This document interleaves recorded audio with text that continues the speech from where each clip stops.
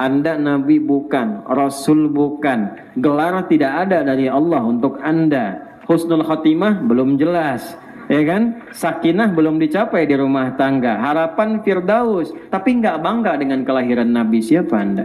Kata Allah, kalau kamu sukses, di bahasa kitanya aja nih ya, jangan bangga dulu, jangan dirasakan karena itu kerja keras Anda.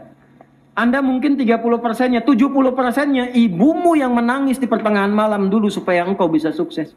Ada orang sholat, begitu keluar sholat menjelekkan orang lain. Itu pahala sholatnya diambil, diberikan, ditransfer kepada orang yang dizalimi itu. Langsung. Fa'in faniyat hasanatu, kalau habis ini kebaikannya, sisa buruknya, maka yang dizalimi keburukannya diambil, ditimpakan kepada orang itu. Faturiha finnar, dilemparkan ke neraka. Ada rombongan orang-orang takwa yang diperintahkan masuk surganya tidak seorang-seorang. Jadi absensinya bukan per orang, Pak.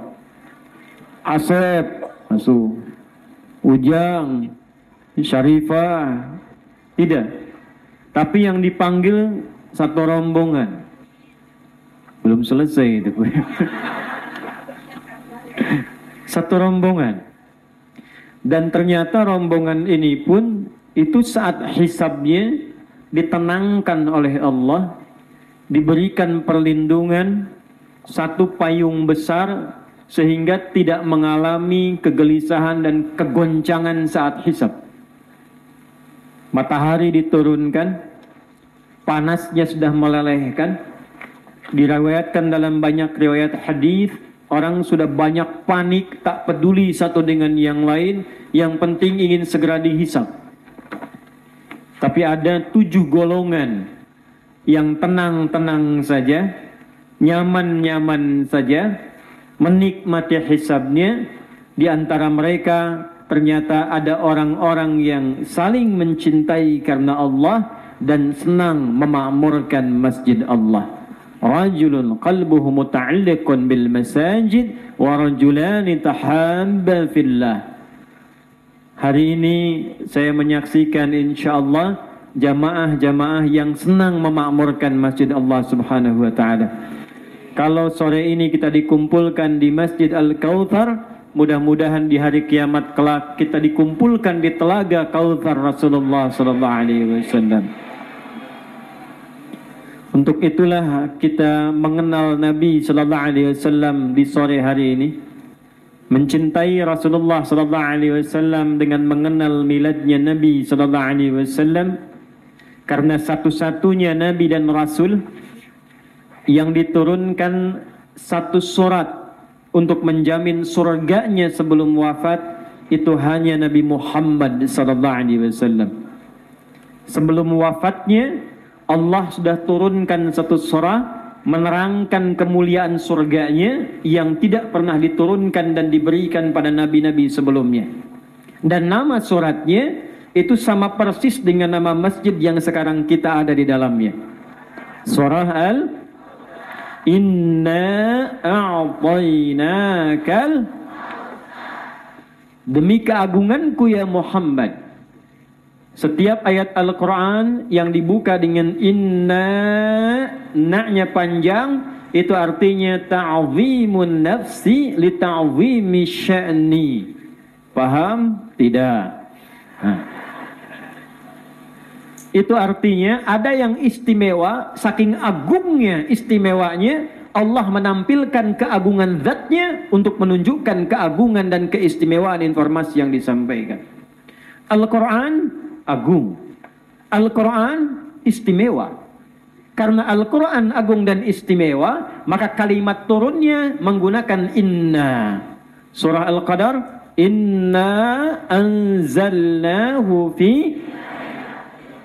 Saking agungnya surga yang disiapkan untuk Rasulullah, istimewanya surga yang disiapkan untuk Rasulullah, keindahan dan banyak kemuliaannya, maka digunakan kata inna di depannya. Inna a'tainakal Muhammad, demi keagunganku aku telah siapkan surga yang teristimewa, tertinggi derajatnya untukmu. Karena itu berbahagialah kita dijadikan oleh Allah dan dipilih sebagai umat Nabi Muhammad sallallahu alaihi wasallam karena sudah banyak bahkan nabi-nabi yang mengharapkan menjadi bagian dari umatnya Nabi Muhammad sallallahu alaihi wasallam.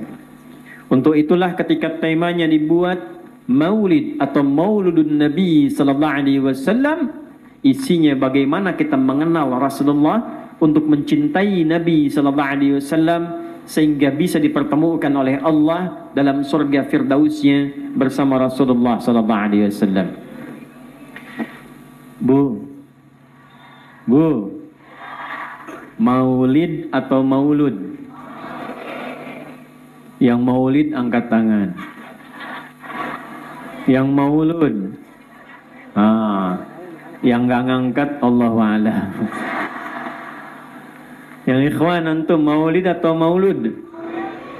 Yang Maulid angkat tangan. Yang Maulud? Yang banyak Allahu a'lam. Apa itu Maulid? Apa itu Maulud? Yang jelas bukan makanan. Bila disebutkan Maulid, itu yang dimaksud waktunya. Bicara tentang hari, waktu kelahiran Nabi Muhammad. Bagaimana sebelum lahirnya? Seperti apa kemuliaan lahirnya? Bagaimana perjalanan kehidupan setelah lahirnya sampai wafat menuju Allah Subhanahu wa taala. Kalau Maulud yang dibahas sosoknya. Siapa Nabi Muhammad sallallahu alaihi wasallam itu? Bagaimana lahirnya? Bagaimana tumbuhnya? Apa sifat-sifat mulia yang melekat kepada beliau sehingga dengan pembelajaran itu kita bisa meneladani Rasulullah sallallahu alaihi wasallam dalam kehidupan kita. Nah, ini pertanyaannya, Ibu mau bahas Maulid atau Maulud? Maulud. Baik. Biar adil dua-duanya saja ya. Yuk kita mulai dengan Maulid. Ibu kenal Nabi Ibrahim?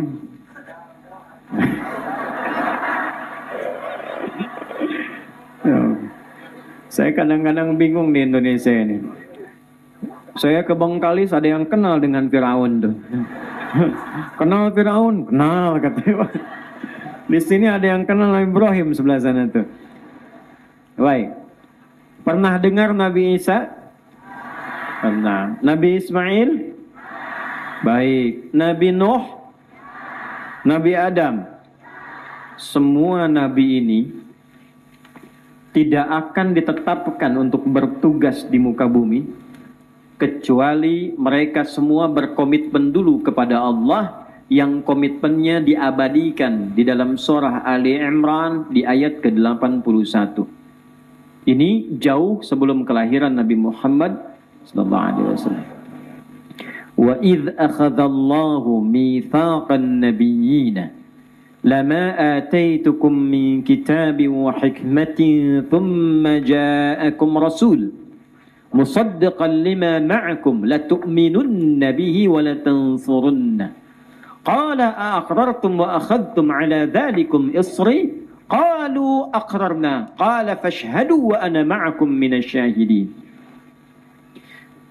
Dan ingatlah, pahamilah, pelajarilah. Jadi kalau ada kata iz dalam Al-Quran, itu bukan semata bermakna ingat, tapi mengandung makna yang belum tahu, pelajari. Yang sudah belajar, ingat-ingat pelajaran itu. Yang belajar belum paham, pahami. Wa idz akhadallahu mitsaqan nabiyyin. Dan pahami, pelajari, ingat. Saat Allah mengambil perjanjian komitmen bagi semua nabi sebelum mereka ditugaskan untuk berdinas di bumi.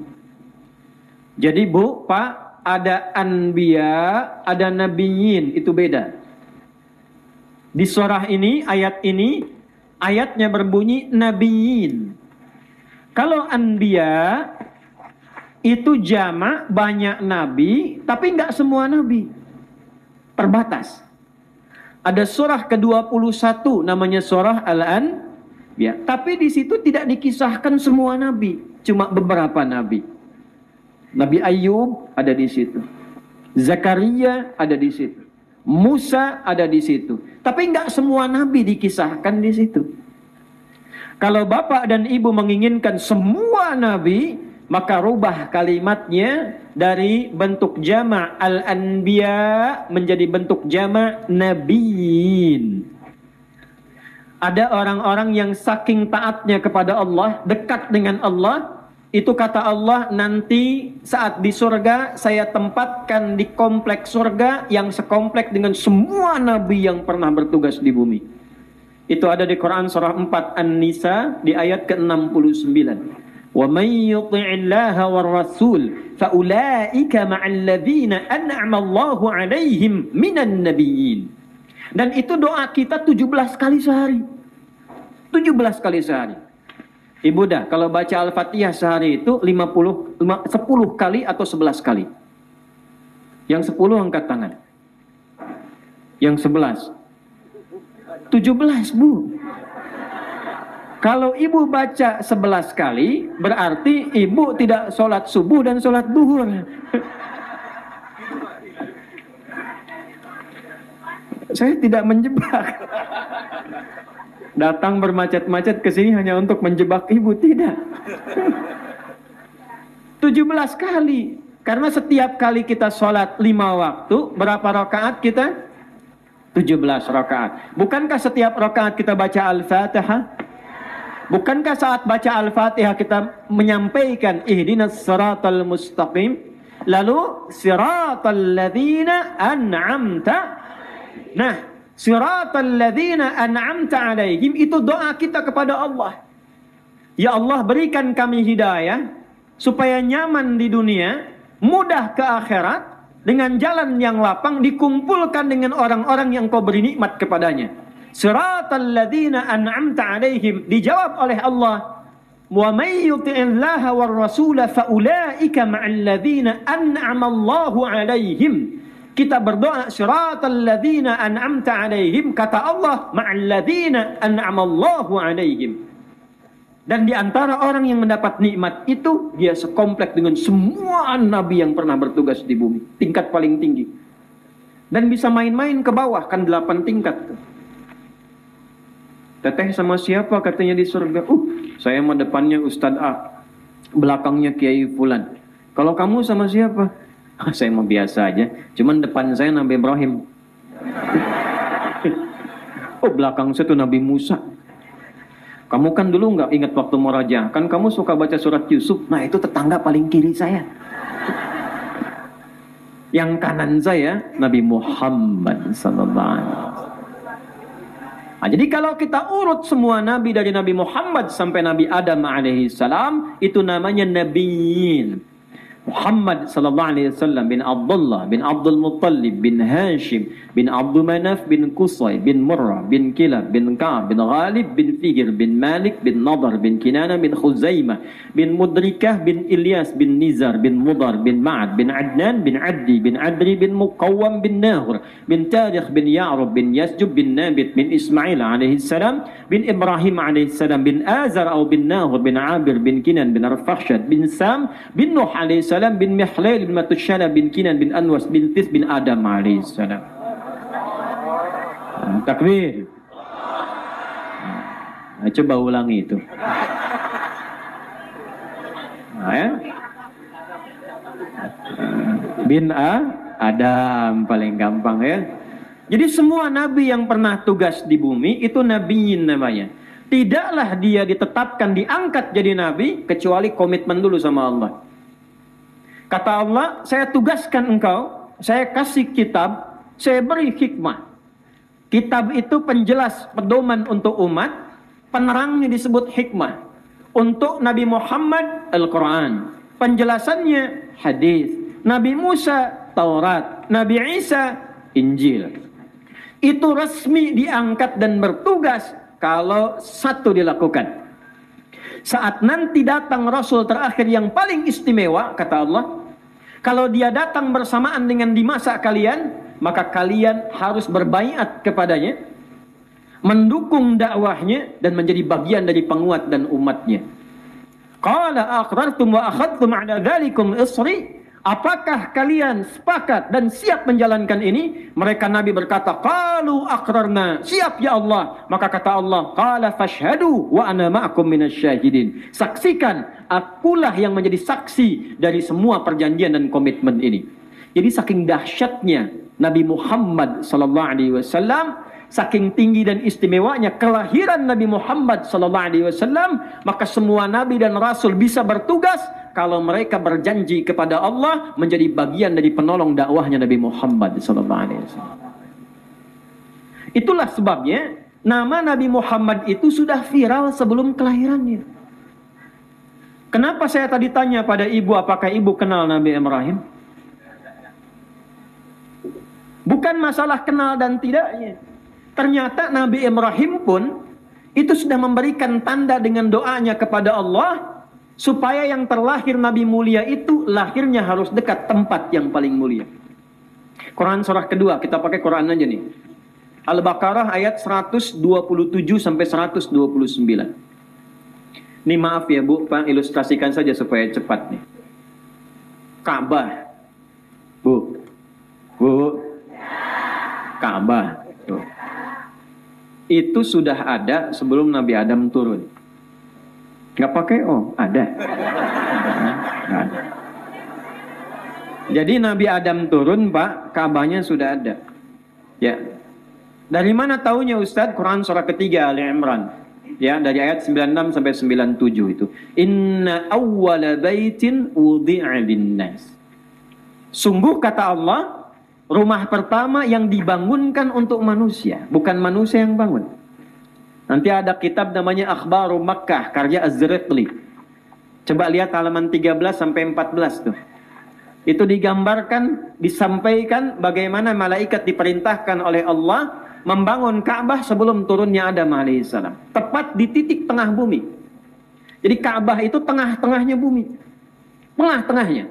Kalau buka peta lama sebelum yang sekarang, buka peta yang lama, itu tengah-tengahnya bumi itu Mekah. Tepat di titik Ka'bah. Makanya petanya nggak geser, nggak kelebihan kanan, nggak kelebihan kiri, tepat tengah-tengah. Nah, saat zamannya Nabi Nuh alaihissalam, terjadi banjir besar. Ya, umatnya bengal, diajak mendekat kepada Allah menolak, ngancam-ngancam, dan minta azab. Zaman Nabi Nuh tuh. Singkatnya dikirimkan banjir besar, saking besarnya tersapu bagian atas Ka'bah. Tinggal tersisalah pondasinya, pilarnya. Sisa pondasinya dalam bahasa Arab kalau satu pondasi itu namanya qaidah. Kalau lebih daripada 2, 3, 4 itu namanya qawaid. Ini masjid kalau nggak ada pondasinya bisa berdiri nggak?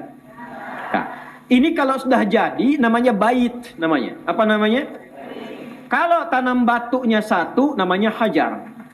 Disekat-sekat jadi hijar. Kalau ada satu bentuk ruangan namanya hujrah. Tapi kalau sudah jadi begini namanya apa? Bait. Makanya masjid kalau sudah jadi disebutnya baitullah. Ka'bah bait. Inna awwala baitin bait. Tapi ketika hancur bagian atasnya tinggal pondasi. Satu qaidah, banyak qawaid. Maka di era Nabi Ibrahim alaihissalam, Nabi Ibrahim ke Nabi Nuh itu 7 generasi. Tadi yang saya sampaikan, ya, 7 generasi. Dari 7 generasi ke zaman Nabi Ibrahim, maka Nabi Ibrahim diperintahkan oleh Allah tinggikan kembali pondasi Ka'bah yang runtuh atasnya sebelumnya terkena banjir zaman Nabi Nuh. Ditinggikan, meninggikan, bahasa Arabnya yarfa'u, sehingga menjadi bait kembali. Maka Quran surah kedua ayat 127. Wa idh yarfa'u Ibrahimul qawa'id minal bait wa Ismail. Maka Nabi Ibrahim menjalankan perintah Allah, dibawalah batu oleh beliau memulai meninggikan pondasi. Pijakan pertamanya, contoh nih Ka'bah nih, contoh aja, contoh. Pijakan pertamanya misal di sini nih. Jadi pijakan pertama untuk melakukan sesuatu yang besar itu disebut makom namanya. Apa namanya? Nah, ketika Nabi Ibrahim berpijak untuk memulai meninggikan itu, maka pijakan pertamanya disebut maqam. Nah, itu yang dekat-dekat Hajar Aswad setelah Ka'bah, ya. Kemudian ada pintu Ka'bah, ya, multazam pintu Ka'bah. Setelah itu sedikit depannya ada maqam Ibrahim. Insya Allah yang belum haji dan umrah disegerakan, insya Allah, ya. Nah, tidak cukup dengan amin, nabung ya. Nah, usaha. Nah, mulai meninggikan anaknya, Bu, yang belum balik tuh, Pak. Nanti kalau waktu Idul Adha saya terangkan hikmahnya lebih dalam. Ya, karena waktu kita terbatas, kita percepat. Ini saat bapaknya napak kakinya, anaknya datang dari sisi kanannya, bawa batu. Tuh, Pak, gampangnya beginilah. Gimana caranya ini? Bapak punya tugas, anak perhatian pada bapaknya. Tuh anak belum balik. Makanya disebut Ibrahim dalam salah satu riwayat. Kenapa disebut Ibrahim? Dalam salah satu riwayat itu gambaran dari Abun Rahim, bapak yang sangat penyayang. Padahal tugasnya di Palestina, Ismail tumbuhnya di Mekah, jauhnya luar biasa. Tapi di balik kesibukannya sebagai seorang nabi, seorang rasul, seorang ayah, seorang suami, di balik kesibukannya masih sempat menengok Ismail yang di Mekah. Dilihat pertumbuhannya, dengan siapa dia mainnya. Dalam hal sebelum menikah ditengok siapa istrinya, bagaimana tumbuhnya. Karena ayah sesibuk apapun walau nabi perhatian pada anak, maka dibalas oleh anak perhatian kepada bapak. Anda siapa? Nabi bukan, rasul bukan, dekat dengan Allah belum tentu. Sesibuk apa sampai nggak kenal anaknya? Jadi kalau anak tidak peduli kepada ayahnya, dipanggil tidak nyaut, dipanggil tidak nengok, diminta malah kemudian membalas, jangan dulu marah, tanya dulu, seperhatian apa saya kepada anak sehingga dia tidak memiliki perhatian kepada saya. Betul. Karena bagi anak bukan status bapaknya. Bapak jadi direktur di kantor, di rumah ayah. Anda jadi manajer di kantor, di rumah ayah. Saya di sini kiai, di sini ustadz, di rumah nggak kenal anak saya dengan itu semua. Seumur-umur saya sering katakan, belum pernah saya pulang ke rumah dipanggil sama anak saya, Ustadz, kiai pulang, nggak ada tuh. Buya, pengen anaknya, pengen ayahnya, bapaknya, Bu. Istri saya menceritakan Buya itu kalau keluar itu mengajar supaya Allah senang dan cinta dengan kita. Jadi kami suka gantian, kalau saya keluar mengajar, istri saya cerita tentang saya, supaya anak mengerti. Nanti kalau gantian saya pulang, istri di dapur masak, saya cerita kepada anak saya tentang bagaimana ibunya, supaya mereka mencintainya.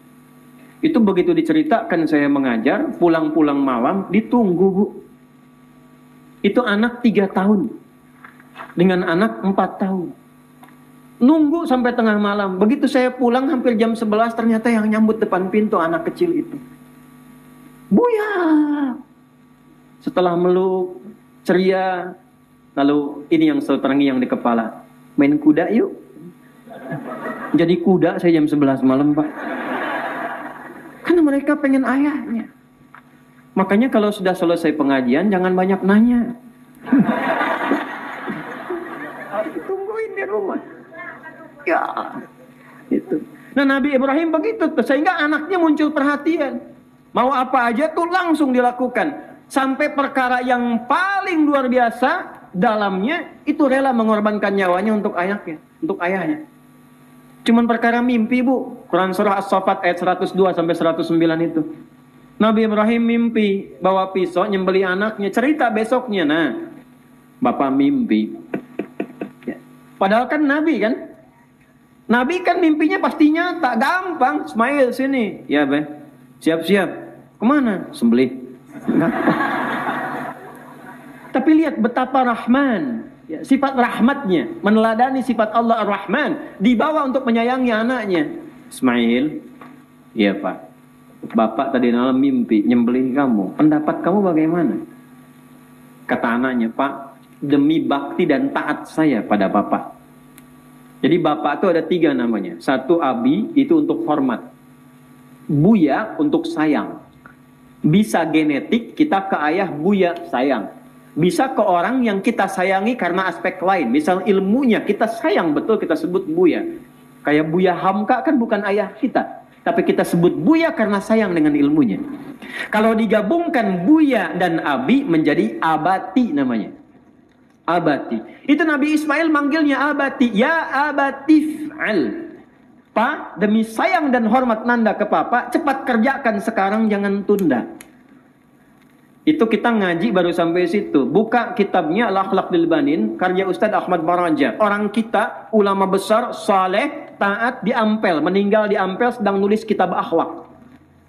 Anda lihat jilid yang kedua yang warna biru itu. Itu Allahu Akbar. Saat akan disembelih, dibawa kemudian ke bukit, disiapkan tali. Itu Ismail mengatakan, satu, ada 3 yang fenomenal dan menjadi sunnah. Satu, kata Ismail, duhai ayah, mohon simpankan jubah bagian luarku, baju luarku. Mohon dilipatkan dan tolong berikan pada ibunda, sampaikan salam dari anak satu-satunya yang sangat mencintainya. Lalu ketika akan diikat, duhai ayah, mohon kencangkan ikatan ini, ya, dan pastikan aku tidak bergerak, supaya engkau tidak melihat aku merontak dan tidak jadi menunaikan perintah Allah untukku. 3, wahai ayah, tajamkan pisaunya setajam-tajamnya, sehingga memudahkan proses penyembelihan saat engkau menyembelih aku dan tidak menyebabkan kesakitan mendalam sehingga engkau tidak jadi menyembelihku. 3-tiganya menjadi sunnah. Tapi poinnya, begitu disampaikan, lakukan. Coba cek sekarang, antum pulang dari sini, bilang mana tuh? Nah, ya Pak, sini. Mana? Tadi di pengajian Al-Kautsar, Bapak dapat ilham sembelih kamu.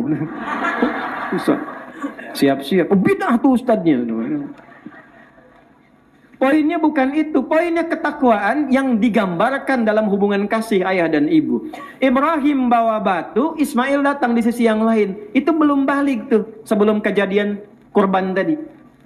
Pak, boleh nggak saya bantu? Bawa batu. Batu bahasa Arabnya hajar. Disusun-susun menjadi hijar. Maka sampai sekarang wilayah itu disebut dengan Hijar Ismail. Singkatnya jadi itu Ka'bah. Saat jadi itulah kemudian keduanya berdoa di samping Ka'bah. Di antara doanya, lihat ayat 129. Rabbana wa ba'ath fihim rasulam minhum yatlu alaihim ayatika wa yu'allimuhumul kitaba wal hikmah wa yuzakkihim innaka antal azizul hakim.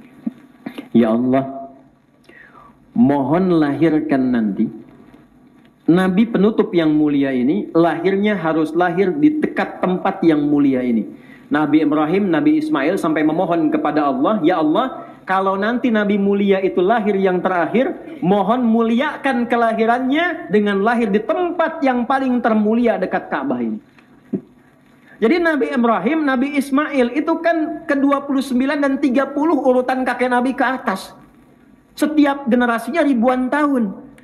Ya, itu Nabi Ismail datuk ke-29 kurang lebih, Nabi Ibrahim datuk ke-30 generasi kurang lebih. Itu gembira dengan kelahiran Nabi Muhammad sampai berdoa, ya Allah, lahirnya mohon di dekat Ka'bah ini.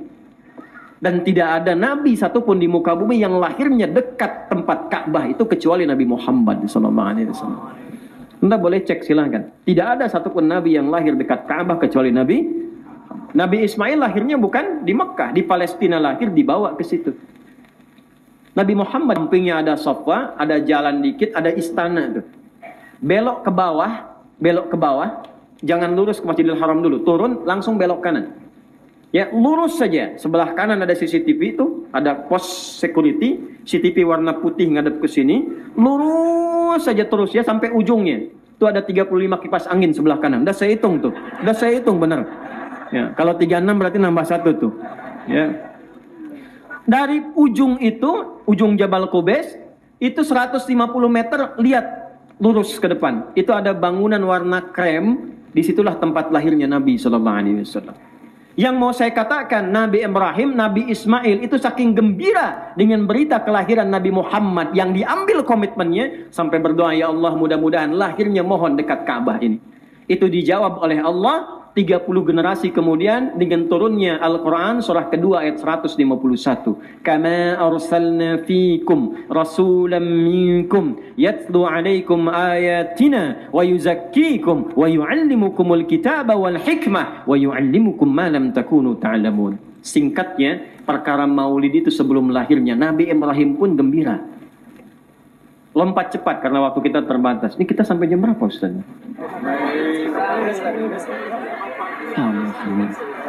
Sampai Isya ya. Masya Allah, silakan. Antum silakan sampai Isya. Ya, aneh 5:30 pulang nih. Ya. Baik. Saya Pak belasana bilang sampai Isya, tandain tuh Pak. Balik nih. Cepat langsung ke Nabi Isa aja. Buka Quran surah 61 ayat ke-6. Ya, As-Saff ayat yang ke-6. Wa idh qala Isa ibn Maryam ya bani Israel inni rasulillahi ilaikum.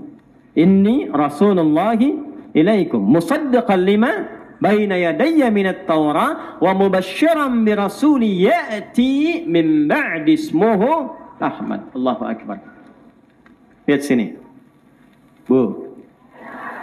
Nabi Isa itu lahirnya 600 tahun sebelum kelahiran Nabi Muhammad SAW. Kalau Nabi Musa Pak, 2000 tahun sebelum kelahiran Nabi Muhammad SAW. Kurang lebih lah demikian. Jadi 600 tahun sebelum lahirnya Nabi Muhammad, Rasul penutup, Rasul terakhir, Nabi Isa itu sudah memviralkan ke umatnya. Sudah ngasih kabar. Nah, yang paling menarik bahasa Qur'annya memberi kabar gembira. Jadi Nabi Isa itu gembira dengan sebentar lagi kedatangan Nabi Muhammad SAW. Nih, mana logikanya ya? Misal gini nih. Ada Pak Asep misalnya nih. Ada Pak Asep nggak sini? Ada ya. Doni? Saya ganti, ini pasti nggak ada nih. Suneo. Pasti nggak ada nih. Nggak ada kan? Lihat sini. Suneo ngasih kabar nih ke jamaah. Alhamdulillah, alhamdulillah, masya Allah, saya akan punya anak katanya. Masya Allah, selamat Pak. Kapan? Ntar habis nikah. Nikahnya belum, tapi sudah menyampaikan kabar gembira. Logis nggak? Tidak. Jadi di muka bumi ini nggak ada orang menyampaikan kabar gembira pada yang belum lahir. Nabi Muhammad beda, belum lahir. Itu sudah ada yang menyampaikan kabar gembira. Jadi satu-satunya manusia di bumi yang digembirakan oleh seorang Rasul sebelum lahirnya itu cuma Nabi Muhammad SAW. Gitu. Kenapa diberitakan gembira ini? Karena ada salah paham di umat Nabi Isa, mengira Nabi Isa itu Nabi yang terakhir. Karena ajarannya mirip Nabi Muhammad. Nanti kita bahas tuh. Nabi Isa itu penyayang, Bu. Ajaran kasihnya dalam betul. Ini diantara kita saja nih, saya kasih rahasia ya. Bu, itu Nabi Isa jalan sama muridnya tuh 12. Begitu lewatnya dari riwayatnya, lewat samping sungai, di situ ada binatang yang sudah mati, udah jadi bangkai. Saya tuh maaf kalau menyebut yang kurang bagus, agak kotor, saya lisannya agak susah nyebutnya gitu ya. Jadi intinya ada binatang yang sudah bau di situ. Lalu begitu lewat muridnya bilang gini, guru, ini bau sekali katanya. Ya dari binatang ini. Perhatikan Nabi Isa alaihissalam. Apa jawabannya? Kata Nabi Isa, itu giginya putih sekali, bersih. Kata muridnya, guru, kenapa guru berkata begitu? Kata Nabi Isa, karena manusia hanya mengungkapkan apa yang ada dalam hatinya. Jadi kalau isinya kotor, yang keluar kotoran. Tapi kalau hatinya bersih, yang keluar kata-kata yang bersih. Jangankan pada manusia, pada hewan pun sedemikian kasih. Nah itu bagian kecil dari kepemilikan sifat Nabi Muhammad SAW. Nabi Muhammad itu jangankan ke hewan, pada tumbuhan pun sayang. Ada situasi perang itu kan luar biasa mencekam, nggak ada kasih sayang. Ya, makanya surat Al-Bara'ah, surat At-Taubah, kenapa nggak pakai Bismillah di awalnya? Karena At-Taubah itu izin untuk membela diri dalam situasi di infansi. Saat di infansi, dikepung mau dijajah, membela diri, perang. Dalam perang itu kan gak ada kasih sayang. Sedangkan Bismillahirrahmanirrahim isinya Rahman dan Rahim. Rahman dan Rahim itu sayang. Nggak ada orang perang pakai kasih sayang. Izin nembak ya. Don. Sakit nggak? Maaf ya. Nggak ada. Tembak. Itu. Tapi cuma di Islam dalam situasi perang, situasi mencekam, kata Nabi, jangan rusak tumbuhan. Jangan injak nih tumbuhan. Coba bayangkan, dalam situasi yang sangat rumit, sama tumbuhan masih sayang. Itulah Muhammad SAW. Nah, semua nama, ini kita lompat cepat. Semua nama yang melekat pada Nabi terakhir ini, istimewanya itu semua nama sifat Allah yang anugerahkan. Nabi-nabi lain namanya zat. Apa bedanya zat dan sifat? Kalau zat itu menunjuk pada orangnya, wujudnya. Nih, Adi zat. Ustadz Bakhtiar zat. Ustadz bin Bakhtiar yang nengok beliau. Ustadz Adi yang nengok saya. Tapi Ustadz Bakhtiar jujurnya sifat. Bakhtiarnya orang, jujurnya sifat. Jadi semakin ditambah sifat, semakin baik orangnya. Orang bisa meninggal, sifat tidak meninggal. Pak Bakhtiar, Ustadz Bakhtiar bisa meninggal. Saya bisa meninggal. Bisa beliau duluan, saya belakangan. Betul, bisa dibalik, bisa. Saya belakangan, beliau duluan, bisa. Ini sesuai ajal. Tapi sifatnya nggak bisa meninggal. Pernah nggak Anda mendengar? Jujur telah meninggal. Sabar telah wafat. Nggak ada. Orangnya iya. Semua nabi yang pernah bertugas di bumi rata-rata umumnya nama zat. Nabinya meninggal, hilang. Selesai. Siapa yang pernah nemu tongkatnya Nabi Musa? Tauratnya, Injilnya Nabi Isa yang aslinya, Zaburnya Nabi Daud. Nggak Anda temukan. Selesai. Nabi Muhammad, Allah berkehendak tidak diberikan nama zat, semua nama sifat. Ana Muhammad wa Ahmad wa Kafi wa Mahi. Itu semua nama sifat kebaikan untuk menunjukkan bahwa Nabi terakhir begitu istimewanya dan mengumpulkan semua sifat-sifat kebaikan dan mulia. Jika ada nama sifat dikumpulkan sehingga menjadi teladan, itu disebut uswah namanya. Apa namanya? Quran surah 33 di ayat ke-21. Laqad kana lakum fi Rasulillahi uswatun. Nah, ini yang ahli qiraat tahu nih kita nih. Bisa dibaca dua cara. Bisa uswah, bisa iswah. Ini kalau kita ngaji pakai riwayat Warsh atau qalun dari Nafi' al-Madani, maka kita baca pakai iswah. Laqad kana lakum fi Rasulillahi iswatun hasanah. Iswah. Kita baca pakai hafaz dari Asim pakai uswah. Laqad kana lakum fi Rasulillahi uswatun hasanah. Ustadz, kenapa bisa dibaca dua riwayat? Untuk menunjukkan kesempurnaan dan kemuliaan sifat Nabi Muhammad SAW. Saya ngaji formalnya ngambil semua harokat pun ada maknanya. Ini beda U dengan I itu ada artinya, Pak.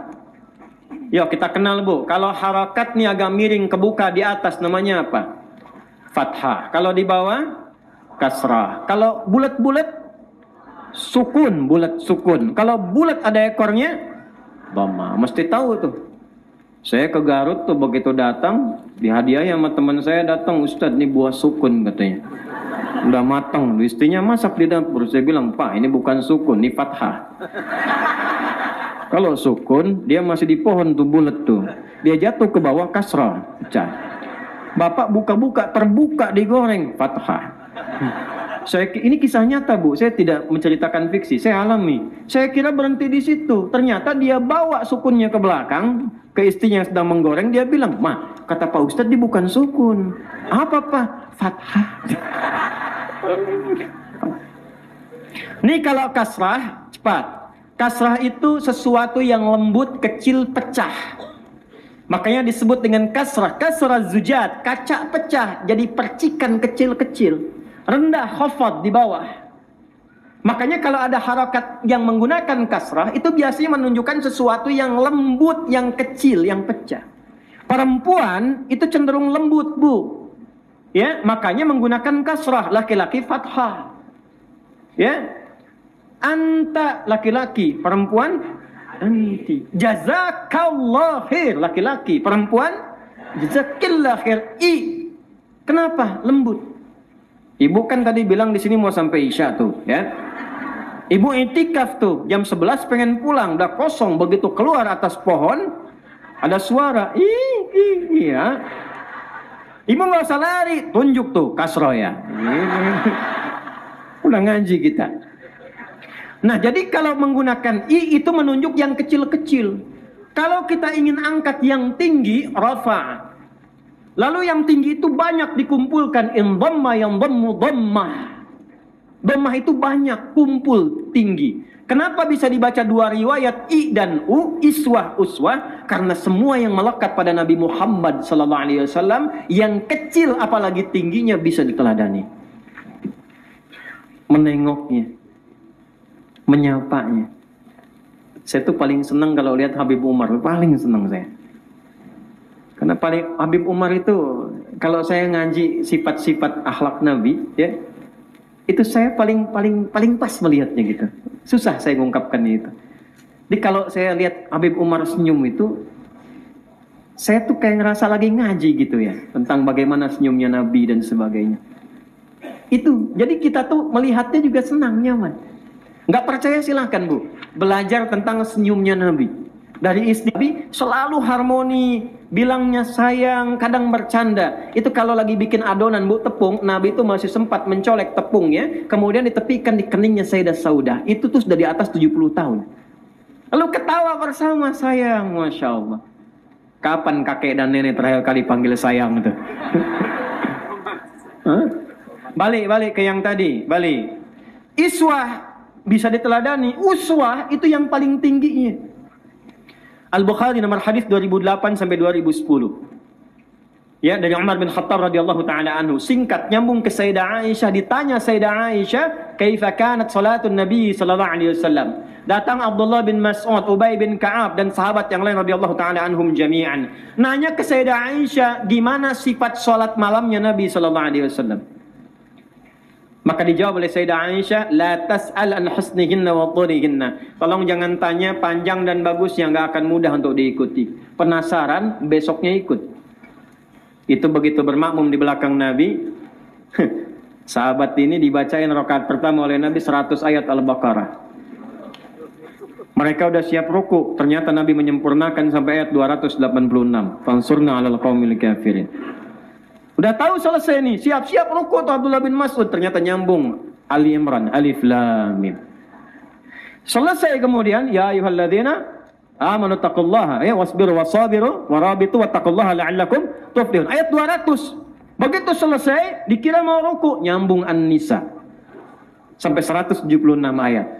Baru setelah itu 5 juz 4 halaman baru rukuk. Satu rakaat pertamanya 5 juz 4 halaman. Itu besoknya Bu nggak ikutan lagi.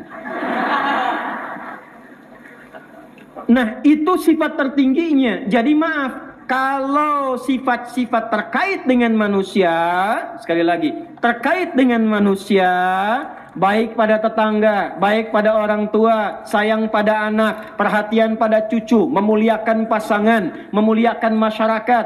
Itu kalau satu aspek disebut dengan mahmud namanya. Apa namanya? Tapi kalau banyak dikumpulkan istimewa, maka dibentuk sirah mubalaghah, superlatif menjadi Muhammad. Jadi kalau punya sifat kasih secara sosial, itu disebut Muhammad.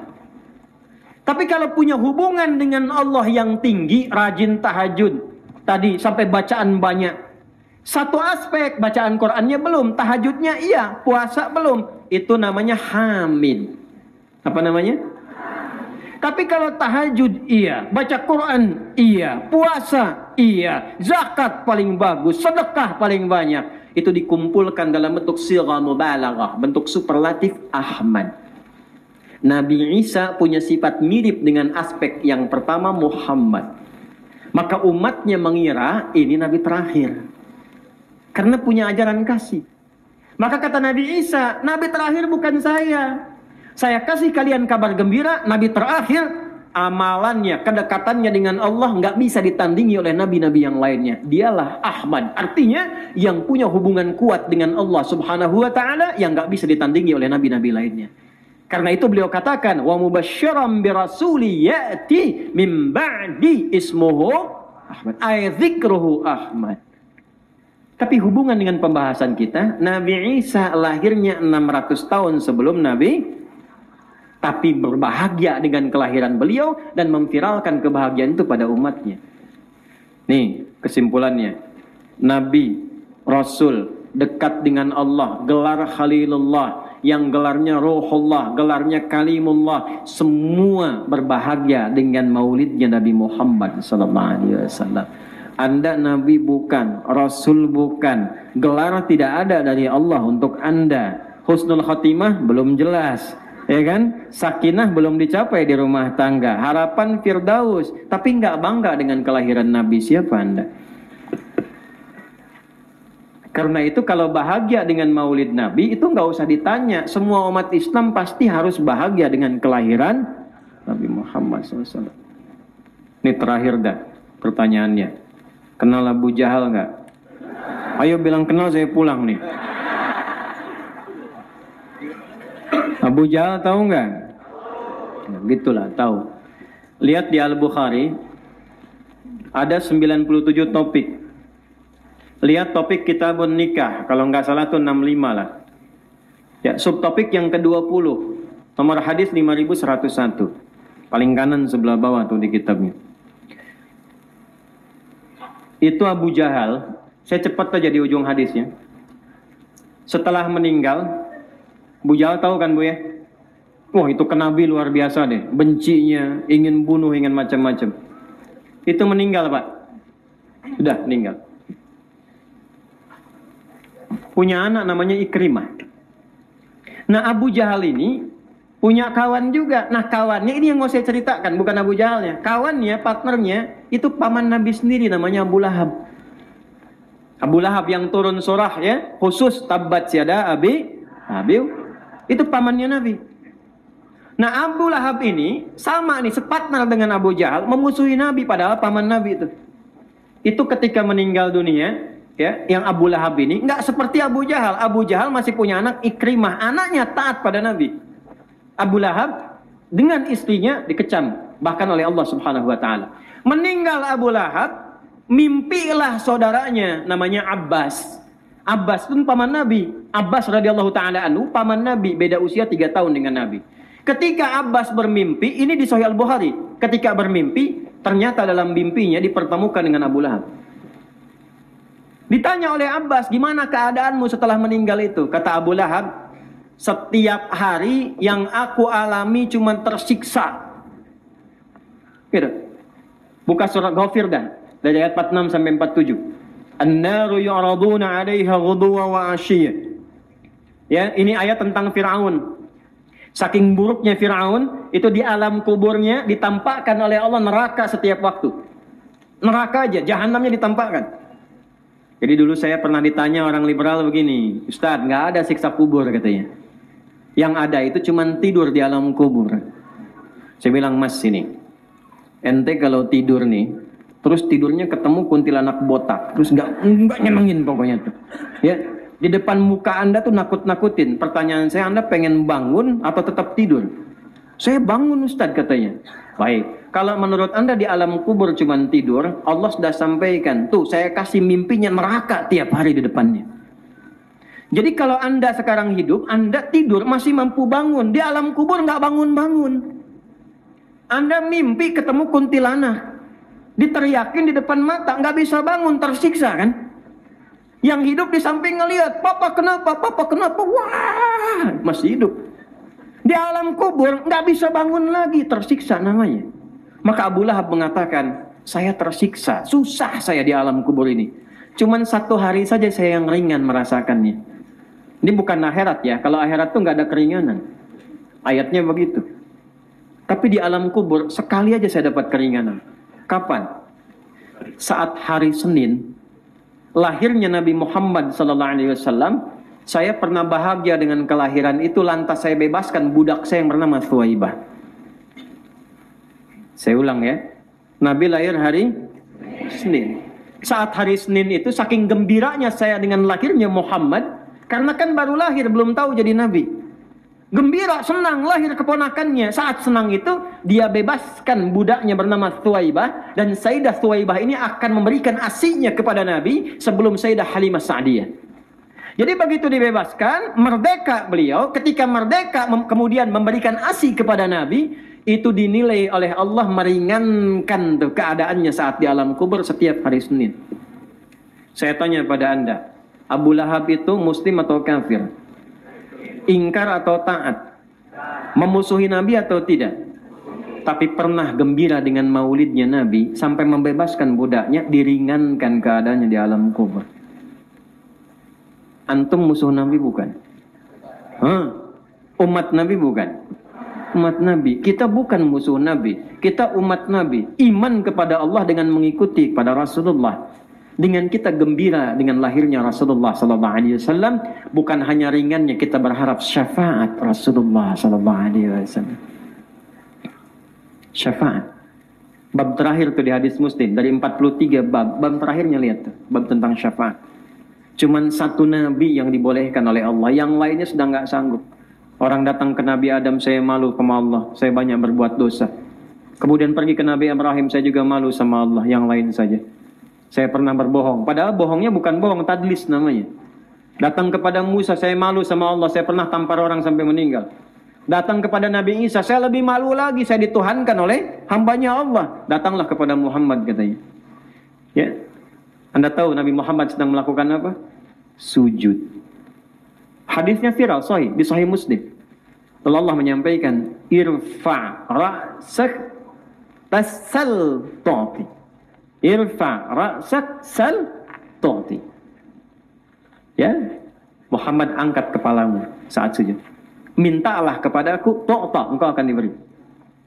Maka apa yang disebut oleh Nabi? O kama qala, ummati. Umatku ya Rasul. Ya Allah, umatku. Ada riwayat tapi perlu divalidasi ya kesahihannya.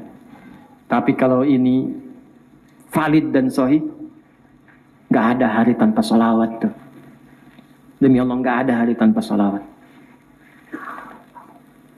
Di ujung hidupnya, sebelum viral kalimat sholat di pangkuan Sayyidah Aisyah, dibawakan air oleh Fudail radhiyallahu ta'ala anhu, kemudian diwudukan, lalu kemudian sholat dan wafat di pangkuan Sayyidah Aisyah radhiyallahu ta'ala anha. Itu sebelum semua peristiwa itu, ada riwayat nih, tapi sekali lagi perlu divalidasi.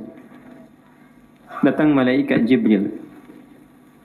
Biasanya kan yang datang malaikat maut kan? Sebelum dicabut nyawa datang. Jibril berpaling. Rasulullah bertanya, kenapa berpaling? Kalau bahasa kita, wa kama qala, saya merasa lirih melihat kekasih Allah dicabut nyawanya. Padahal tahu pasti akan dengan cara yang sangat mulia Rasulullah. Tapi Nabi masih memikirkan satu hal, bukan dirinya. Jibril, au kama qala, apakah memang dicabut nyawa ini akan terasa sakit? Nabi tahu, cuma mengonfirmasi, kan dikabarkan sebelumnya oleh Allah. Kullu nafsin dha'iqatul Ali Imran 185. Ya Muhammad SAW. Perhatikan. Allahumma, ya Allah, mohon timpakan seluruh rasa sakit yang akan dialami umatku dalam sakaratul mautnya. Timpakan padaku saat ini, sekiranya engkau izinkan, timpakan padaku saat ini, sehingga umatku tidak akan merasakan sakaratul maut, sakitnya dalam saat nyawanya akan dicabut itu. Ya Allah, kalau engkau izinkan, mohon timpakan semua rasa sakit umatku yang akan dialami dalam sakaratul mautnya. Timpakan kepadaku saat ini, supaya mereka tidak mengalami sakit lagi dalam sakaratul mautnya. Muhammad SAW. Umatnya. Dan saat hadis syafaat disebutkan pun dalam Sahih Muslim, itu umatnya yang diingat. Jadi Nabi itu ingat kita, Bu. Pak, saya belum pernah lihat Rasulullah, Ustaz. Hadis Sahih At-Tirmidzi. Ishtaqtu bi ikhwani. Sedang ngobrol lagi dengan sahabatnya, kata Nabi, saya rindu dengan saudara-saudara saya. Kata sahabat-sahabat Nabi, ya Rasulullah, alasna ikhwanak, bukankah kami sahabat-sahabat engkau? Kata Nabi, la, bukan, kama qala. Antum ashabi, kalian sahabat saya. Saudara-saudari saya adalah humul ladzina amanu biyya min ba'dikum walam yarawni. Mereka itu nanti umat masa depan yang mereka nggak pernah lihat saya, nggak pernah jumpa saya, tapi mau beriman kepada saya. Kita disebut saudara-saudarinya Nabi Sallallahu Alaihi Wasallam oleh Rasulullah. Maka kalau orang nggak bahagia dengan maulid Nabi, dipertanyakan cintanya kepada Nabi. Orang nggak selawat sehari pada Nabi, dipertanyakan cintanya pada Nabi. Salawat ya akhi, sallu ala Nabi. Itu yang menjadikan malaikat Jibril turun. Sebelum peristiwa itu turun. Saat Nabi naik ke atas mimbarnya, ada 3 tangga, 3 gundakan. 1, 2, 3. Lihat di sahihnya, ya, Ibnu Khuzaimah. Ya, sahih Ibnu Khuzaimah. Datang ke kitabnya, ya, baca kitabnya Al-Mustadrak, ya, karya Al-Hakim An-Naisaburi. Itu saja yang Al-Mustadrak saja. Al-Hakim An-Naisaburi. Buka kitabnya, lihat tentang bagaimana Jibril ketika turun kepada Nabi saat Nabi naik ke atas undakan mimbarnya. Begitu naik ke situ, setiap kali naik langsung berdoa. Riwayat pertama Nabi yang berdoa, riwayat kedua Jibril yang berdoa. Bu'dan aw raghima anfu rajulin liman dzukira ismuka aw dzukirta indahu falam yusalli alaih. Kata Jibril, kata Nabi Muhammad, amin. Biasanya Nabi yang berdoa, Jibril mengaminkan. Ini satu riwayat, Jibril yang doa, Nabi mengaminkan. Muhammad, raghima anfu rajulin, sungguh kotor hidung seseorang. Ini bahasa majas, kiasan untuk menunjukkan betapa buruk perilakunya. Dulu di Jakarta, ada yang selingkuh, zamannya JP Kun. Yang gubernur Jakarta era VOC itu. Saya sudah ke Belanda, Bu, kemarin. Udah lihat tempat VOC itu kayak gimana tuh. Kecil. Lebih besar Masjid Al-Kautsar sekarang ini. Tapi dia bisa tembus ke sini. Saat JP Kun menjadi gubernur Jakarta, dia terapkan tuh hukum Injil. Ya, kan Protestan Belanda itu. Kalau ada yang zina, dihukum rajam. Rajam. Kalau Anda buka di Bible itu, yang zina itu dirajam. Maka ternyata keponakannya yang perempuan, itu berzina dengan prajuritnya. Maka dirajam yang perempuan, dihukum pancung yang laki-laki. Sebelum dipancung, itu dibelangi dulu dengan arang hidungnya. Ya, dibelangi dengan arang sehingga terlihat hidungnya belang. Maka dari situ muncul ungkapan hidung belang. Nah, itu sejarah nyata, bukan main kata-kata, hidung belang. Ya, jadi kalimat hidung belang ini untuk menunjukkan perilaku yang buruk. Bahasa Arabnya raghima anfu rajulin, hidung belang tuh. Kata malaikat tuh. Buruk perilakunya. Siapa? Orang yang disebutkan namamu Muhammad di sampingnya tapi dia tidak bersalawat kepadamu. Jibril itu sampai geram. Kenapa? Ini nggak ada nabi yang dalam hidupnya mikirin umatnya. Nabi Nuh lihat umatnya begitu bebal, ya Allah, azab aja deh. Ya. Hampir semua nabi itu ketika diutus, ya Allah hukum, ya Allah minta hukum aja. Ya, kaum Ad, Tsamud, Nabi Saleh, Nabi macam-macam. Itu yang diutus di bumi, umatnya begitu menyebalkan hukum ya Allah. Nabi Muhammad datang ke Taif. Dengan harapan di situ bisa membangun persaudaraan. Nyampe ke sana, ternyata dilempari dengan batu. Datang melindungi anak adopsi beliau, Zaid. Berdarah. Tarik mundur ke belakang. Istirahat di bawah naungan pohon. Datang 2 malaikat penjaga gunung. Penjaga bukit Taif, ada 2 bukit, turun tuh malaikatnya. Mengatakan, ya Muhammad, au kama qala mujadaika ila sama, angkat tanganmu ke langit, minta, mohon mintakan supaya aku diperintahkan oleh Allah mengangkat bukit Taif ini untuk menghimpit mereka yang telah bersikap kasar kepadamu. Apa kata Nabi Muhammad? Lah, jangan lakukan. Fa innahum qaumun la ya'lamun. Mereka belum tahu saja. Aku berharap nanti di masa depan akan ada laki-laki, perempuan, tua, muda, anak kecil, mereka akan mengatakan la ilaha illallah. Setelah itu beliau berkata, perhatikan kalimatnya, ilahi ila man takiluni am ila qaribin yu'limuni au ila ba'idin yu'dhini fa ana radin ma lam taghdab alayya la haula wala quwwata illa billah. Ya Allah, setelah aku dilempari ini, kemana lagi engkau perintahkan aku untuk berdakwah? Apakah tempatnya masih dekat dan aku akan disakiti lagi? Ataukah masih jauh dan aku di situ pun akan disakiti lagi? Aku ridha ya Allah, aku ridha sepanjang engkau tidak marah kepada saya. Tidak ada daya, kekuatan dan upaya kecuali hanya milikmu saja. Ketika seseorang bertawakal kepada Allah dalam keadaan dia tersakiti, Allah angkat derajatnya dengan tinggi. Sejak peristiwa itulah turun undangan Isra dan Mi'raj. Tapi saya mau katakan tidak ada nabi yang paling sayang pada umatnya selain Nabi. Itu yang menjadikan Nabi Isa pun 600 tahun sebelum kedatangan Nabi Muhammad senang begitu bahagia dengan maulidnya Nabi. Abu Lahab ini ancamannya neraka, nggak diringankan. Istrinya pun provokator, ditempatkan di tempat neraka yang sempurna. Tapi di alam kubur sebelum dihisab, setiap Senin ringan karena bahagia dengan kelahiran. Nah, bagian terakhirnya, bagaimana mengekspresikan kebahagiaan itu? Jadi kalau datang maulid itu, apa hikmah yang besar dari maulid yang kita pelajari? Apakah datang, hanya duduk, makan, pulang? Atau ada sesuatu yang harus kita bawa pulang? Itu poinnya.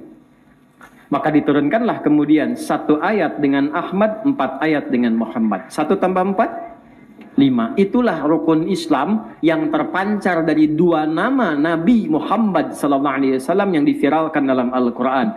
Ahmad sekali, lambang dari hablum minallah. Ya, isi syahadat, hubungan dengan Allah. Cuma sekali disebutkan dalam Quran, surah 61 ayat yang ke-6. Wa mubasyiran birasuli ya'ti min ba'di ismuhu Ahmad. 4, itu gambaran syariat, sifat sosial, implementasi dalam ibadah, hubungan kita dengan Allah. Ya. 4 disebutkan di Quran surah 3 ayat 144, Quran surah 33 ayat ke-40, Quran surah ke-47 ayat kedua, dan Quran surah ke-48 ayat 29. Muhammad 4 kali, Ahmad sekali. 1 tambah 4, 5. Rukun Islam berapa?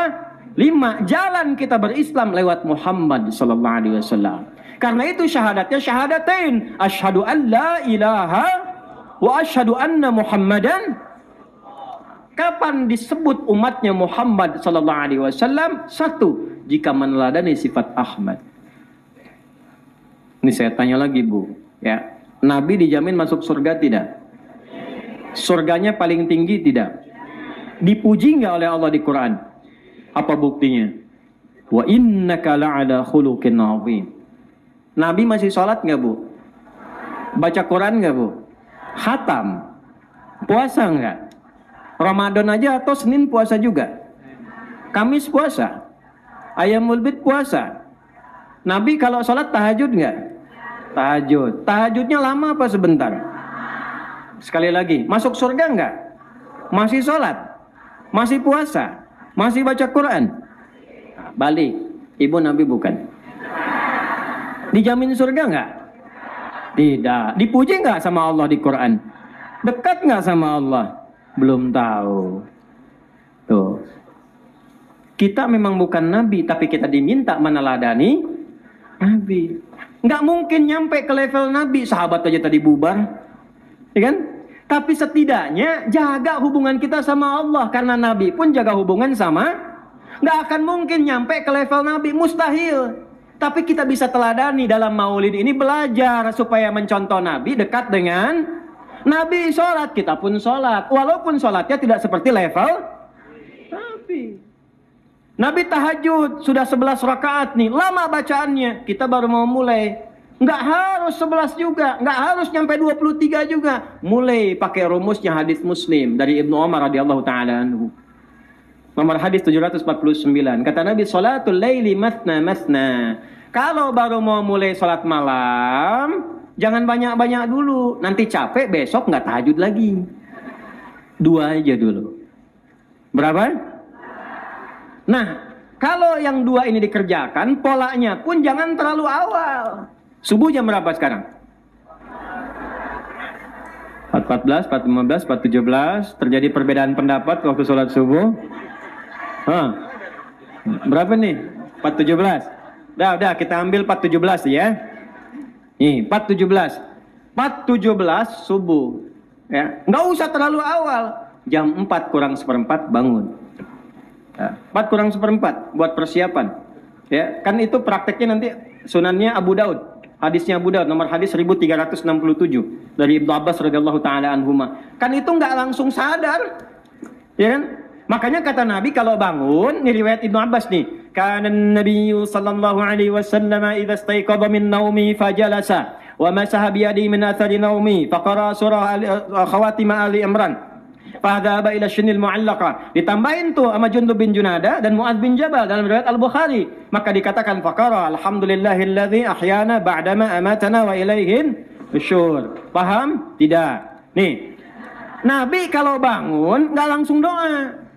Kata Ibnu Abbas saat nginap di rumah bibinya Sayyidah Maimunah, Nabi itu kalau bangun duduk dulu begini. Setelah duduk, beliau menghilangkan bekas ngantuk dengan tangannya. Ngantuknya hilang dulu. Ya bukan saat ngantuk baca doa. Bangun emang jam 4 kurang 1/4. Tapi masih ngantuk udah baca. Gini. Begitu sadar jam 6. Lewat. Sadar dulu. Sudah sadar baca doa. Ada persiapan. Ya, kemudian fadhaba ila syinin mu'allaqah, pergi ke tempat tertutup, wudu, bersihkan dari najis. Butuh proses 15 menit. Tersisa persiapan 13 menit. Kata Nabi rumus pertama kalau baru mulai tahajud jangan banyak-banyak, 2 dulu. Surat Bu nggak usah panjang-panjang. Nah, yang penting cool. Nyaman, cool itu kan nyaman ya, bahasa Inggrisnya nyaman, cool. Very cool for doing tahajud, ya. Yeah. Are you good? Alhamdulillah. Jadi baca itu Bu, rakaat pertama nggak apa-apa, bukan aib. Qul a'udzu birabbil falaq. Rakaat kedua paling favorit, qul a'udzu birabbin. Witirnya qul huwallahu 3 qul. Selesai. 10 menit selesai, sisa 3 menit buat apa? Istighfar. Istighfar. Istighfar. Itu rumus Quran surah ke-51 ayat 15 sampai dengan 18. Innal muttaqina fi jannatin wa 'uyun akhidhina ma atahum rabbuhum innahum kanu qabla dhalika muhsinin kanu qalila minal laili ma yahja'un wa bil ashari hum yastaghfirun. Ada orang ahli taman surga kata Allah yang sedang beraktivitas di bumi. Cirinya kalau malam sedikit tidurnya, dia rajin tahajud. Habis tahajud mendekat ke arah subuh dia perbanyak istighfar kepada Allah. Jadi kalau baru pemula, nggak nyampe kita dengan cara Nabi. Yang sudah, maaf sekali, profesional pun nggak mungkin bisa sama dengan Nabi. Tinggi. Tapi kita bisa meneladani Nabi dengan sifat Ahmadnya. Yang penting selama hidup pernah tahajud. Itulah maulid. Gitu. Paham? Yang penting selama hidup saya pernah puasa Senin. Niatkan untuk mencintai Nabi. Karena Nabi itu puasa Senin ditanya, hadis sahih. Ya Rasulullah, lima sumta hadzal yaum atau kama qala. Ya Rasulullah, kenapa hari ini Anda puasa? Kata Nabi, hadza yauma wulidtu. Ini hari lahir saya.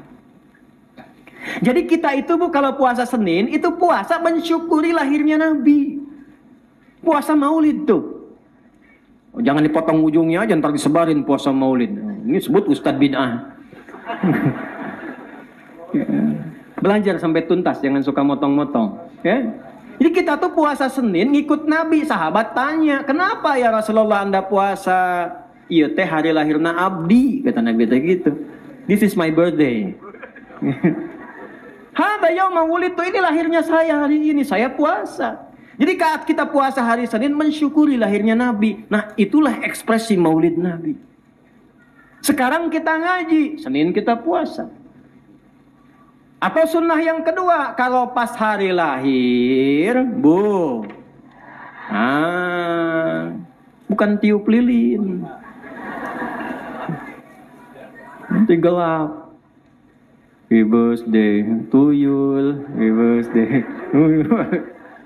Jangan dipotong ya, Ustaz. Ini contoh. Nah, kalau masuk hari lahir, boleh sedekah, boleh berbagi. Itu sunnah, berbagi boleh. Nah, ada sunnah dari Nabi puasa.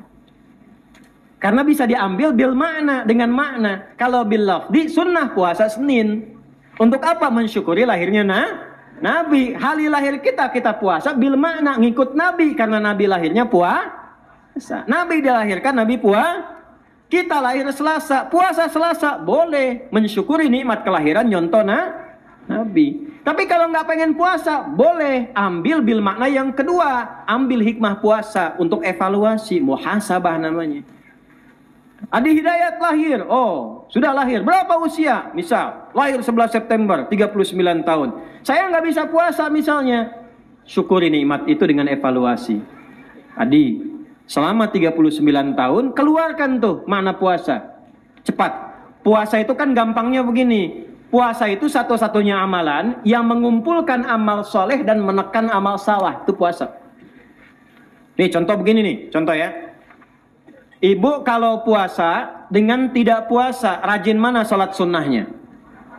Puasa. Ibu saat hari bukan puasa, Isya belum tentu ibu jamaah. Tapi saat puasa, ibu sudah ngapling sajadah. Dan itu bukan buat sholat maghrib, bukan buat sholat Isya, buat tarawih. Sedangkan tarawih itu hukumnya Tuh, puasa itu bisa meningkatkan ibadah sekalipun sunnah. Orang puasa, maaf ketinggalan sunnah gelisah. Tak puasa, kadang ketinggalan fardu biasa-biasa. Antum tidak puasa, keluar dari sini ada orang minta depan mata. Pak, minta. Belum tentu diberi. Saat puasa yang tidak kelihatan dicatat. Berapa nih fakirnya sekitaran ini? Itu puasa.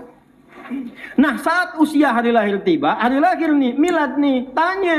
Hei, Fulan, sebut nama kita. Engkau diberikan oleh Allah 40 tahun, 50 tahun. Sekarang kau sudah 55 tahun. Berapa amal yang kau kumpulkan selama hidup ini? Kalau Allah wafatkan saat ini, sudahkah engkau siap? Itulah yang dimaksud Quran surah Al-Mulk ayat kedua. Huwallazi khalaqal mauta wal hayata liyabluwakum ayyukum. Amalnya itu bukan cuma dibaca, pahami, amalkan. Yang kedua, puasa itu menekan amal salah. Orang puasa itu puasa betul dari maksiat.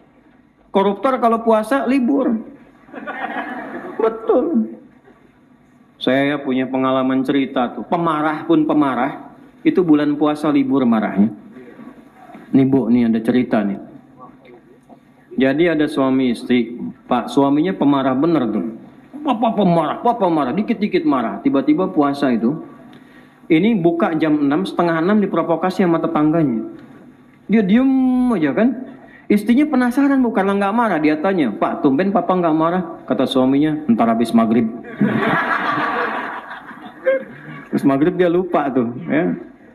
Nah, itu puasa. Nah itulah maulid. Jadi kalau saya tanya, mau maulid? Ibu bilang maulid. Pulang dari sini, tingkatkan sholatnya. Nggak cukup dengan amin, sholat. Sholat. Tingkatkan bacaan Quran yang ngaji. Jangan tunggu Ramadan. Belum tentu hidup. Ya. Ini hari Kamis ya. Sabtu ya. Ini yang Kamis tuh, waktu Kamis. Kita tuh nggak tahu kapan kita pulang tuh. Itu di Pasar Rebo tuh. Agak ke atas dikit di bagian daerah. Tuh ada. Ini untuk DKM aja Pak ya ilmunya nih. Ada orang ikhlas benar Pak. DKM. Ikhlas benar. Dia ngerawat musola itu. Saking ikhlasnya itu sampai sepuh ngerawat musola. Allah kirimkan orang Qatar. Ini kisah nyata. Saya kalau cerita insya Allah nggak fiktif tuh yang nyata-nyata. Dikirimkan orang Qatar ke situ. Tiba-tiba datang ke wilayah itu. Itu minta saya pengen merenov musola ini. Tapi Anda yang masih rawat. Saya tuh bingungnya belum sampai selesai sampai sekarang. Ini siapa yang mengantarkan orang itu ke situ? Ibu tahu Qatar kan Bu? Tuh lampu merah sonoan dikit tuh. Kok bisa ke Pasar Rebo gitu? Ya. Dan nyampaikan. Lalu singkatnya dibangunkan, direnov Pak. Begitu direnov jadi lebih indah. Itu konsisten beliau itu merawat. Bukain, adzan, ikhlas. Itu Allah muliakan ahli masjid, merawat masjid, adzan sampai pun ngimamin di masjid. Itu wafatnya pun dalam keadaan puasa hari Kamis, ba'da asar tiduran di karpet masjid. Gue buka. Dan yang indah itu cara pulangnya, cuman merem melek meninggal. Di hati belakang tuh saya merem melek saya lihat tuh.